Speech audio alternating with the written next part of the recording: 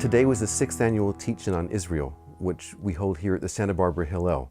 And we've put together, I think, a really great group of speakers, beginning with, we actually had the Consul General from Israel. Most of the conversation about Israel is not a 3D experience. It's flattened, it's usually dehumanized, it's based on headlines, and what we see is very funny things that come out of this, and tragic in my mind. It was a great part of the day, a great way to start off the day, because it really, it's official Israel, and it makes very clear that ultimately today is, however critical parts of the day might be, it's a day that it's very respectful of Israel.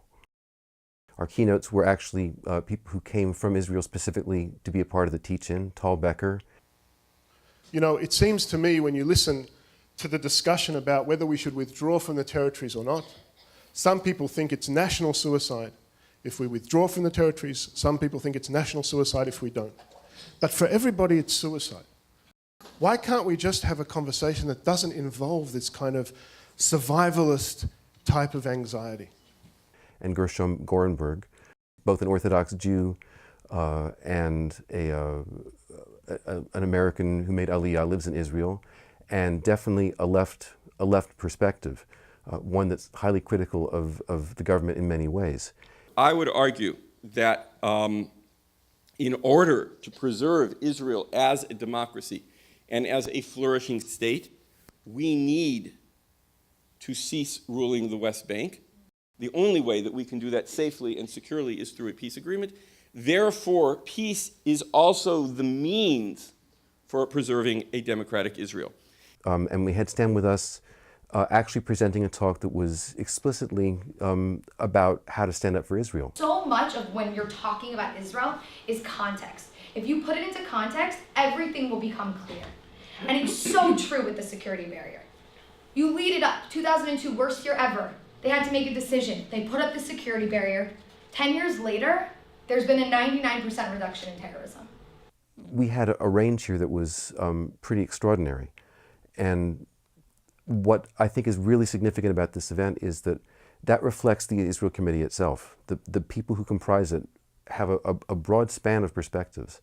What we presented this year in the teach-in replicates that. You couldn't possibly come with a company line and find yourself satisfied. You had to listen to people who challenged you, and I think that made it a great day. I think the best part about events like this is they make you think. They make you leave defending your own points of view and then kind of adopting some other points of view. And I think that's the best part about this, because that's what it's really all about, is getting a real well-rounded view of the issues. I found inspiring that all these people were here on a Sunday afternoon to sit and talk about Israel for the day. I thought it was a very well-organized event.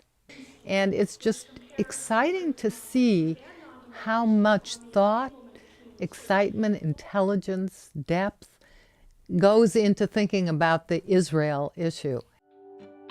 The goal of a day like this is to further people's understandings of the complexities of the country.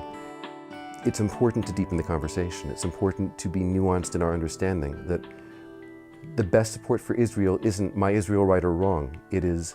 It's embracing Israel and its complexities, understanding Israel where it's wrong, and talking about the weaknesses and the strengths, and envisaging the future. And that's what we're striving to do. And that means every year it's going to be a different teach-in, because there's way too much to talk about. So the only thing I can guarantee about next year's is it's going to be different. You should come.